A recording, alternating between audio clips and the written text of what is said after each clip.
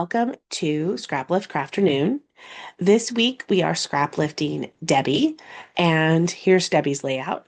It is amazing, and congratulations on 35 years of happiness. Love to see that layout.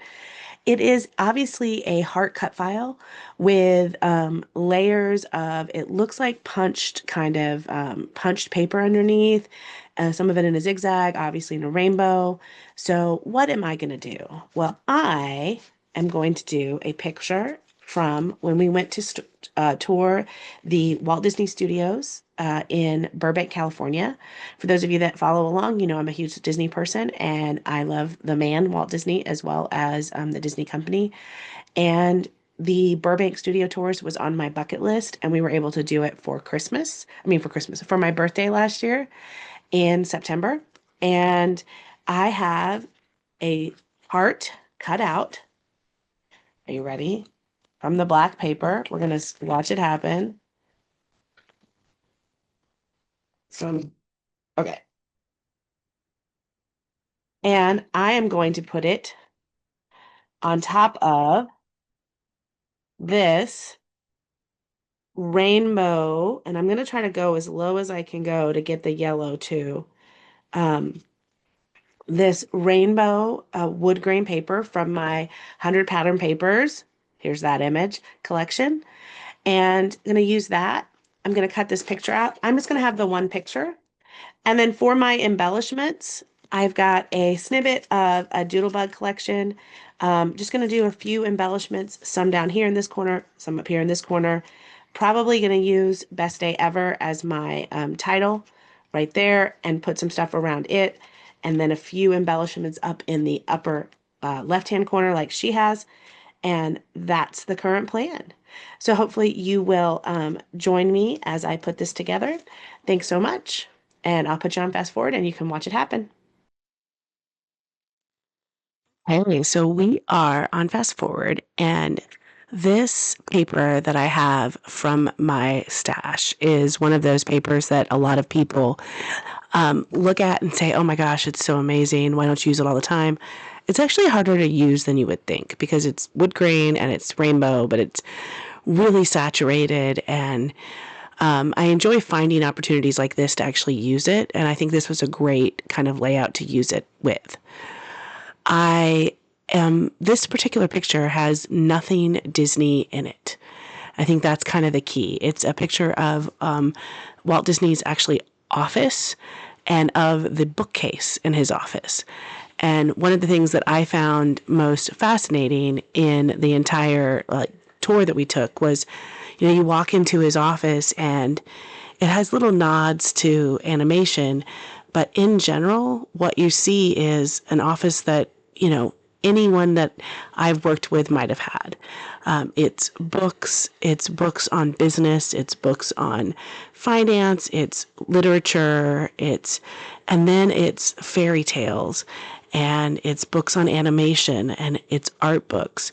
It was kind of a really cool mix of things that he read to kind of make him be who he was. And I think that was kind of fascinating to me. So I loved this picture. There's a lot more pictures from that particular tour that we took. Also, if you're watching this, you're going to say to yourself, oh, there's a step she's missing, and I'll figure it out. Don't worry. I'll look over in a second and see the little black piece and go, oh, I forgot to put that black piece on. But what I wanted to do is I have my photo there in the heart. And then I wanted to have this Best Day Ever with the tag that I'm going to use for my journaling down there. And I'm going to have that in the lower right. And that's kind of hold the place of her title, which was 35 years of happiness. And she had some florals. I'm going to put some Disney paraphernalia around there. Like I said, there's not a lot of Disney in this photo. So if you didn't have the story, you wouldn't know it was Disney. But I know it's Disney. So I'm okay with having all of my embellishments be from this Doodlebug collection. Also, because we were on the tour, I'm kind of using some of the city-based, or the trees and the clock and the light fixture, those kinds of things. A little bit different. I really love this clock. I figured out as I was doing this, hey, the the clock face actually pops out. So I got some of my foam squares or foam circles, and I popped that little clock face up. I thought that was fun. I'm then going to put the little tree back there too. I don't know why. I just thought that tree kind of worked. Putting a little town. I'm just kind of building a embellishment cluster there on the bottom right. And then for the top left, she just has something kind of coming off the top. I'm going to use this map, and it's the land of imagination. And I thought that fit with the fact that we were going to his office where kind of everything came together, all of the imagination and all of the studios. And it's not just his office, it is the working studios. It happens to be the studios they built Zootopia, which is my current favorite movie, which I thought was kind of fun. It's we actually got to see some of the original cameras. We got to hold his Oscar that he won for Snow White. So there was a lot of really fun things that happened in this studio that is a working studio, but it's definitely where dreams come true and the land of imagination. So I thought that was kind of an interesting way for me to kind of title that or have a subtitle. And I did all of those embellishments. And then the last thing I'm going to do is she actually sewed around her heart. You guys have been around long enough to know, unless it's December daily, it's very unlikely I'm going to pull that sewing machine out. It's a lot of effort to pull that sewing machine out, and sometimes it works and sometimes it doesn't work. So instead of pulling the sewing machine out, I'm going to pull my handy dandy white pen, and I'm going to put faux stitching all around this heart. And it really does make the whole thing pop. Just having that faux stitching on there, even if it's not real, even if it's just some white pen around the edges, it does make a huge difference. So I'm going to add just a few more pieces, the sunshine, and then I'm going to go ahead and look up the date that we went for this. It takes me a little while to find the date, the exact date. It was sometime in my September birthday trip. But I find the date, and then I'm going to stamp the date on that cloud in sunshine just so that I have the date there. I am really trying hard. I am trying so hard to make sure that for every layout I'm putting the date somewhere, or at least something that gives me an idea of when the photos happened.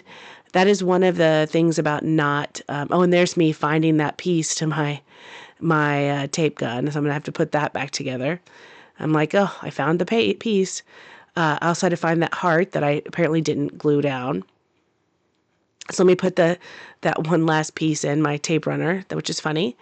But I do, one of the things about just doing layouts, not chronologically, but then storing them chronologically, is if I don't put the dates on these, they end up in a big, I put everything in a big drawer of my scrap box. And then once that drawer gets full, which is usually about 20, 25 layouts, then I put them all away. Well, if I haven't dated them, it makes that tremendously hard because I have 2 or 3 albums per year is how I store my layouts long term. And if I don't even know which year it is, it takes me a long time to figure that out. So really trying to put dates on everything. And the last thing I'm going to do is really reinforce the tape on the back of this. I probably should have used tape runner, but by this point, I had built the whole page and not used tape runner. So I'm just going to reinforce with some extra washi on the back there. And that is basically my layout. I did want to see if there was anything else I could add up there, and I think I end up finding one little star that I can put up there just to make it a little less kind of bland.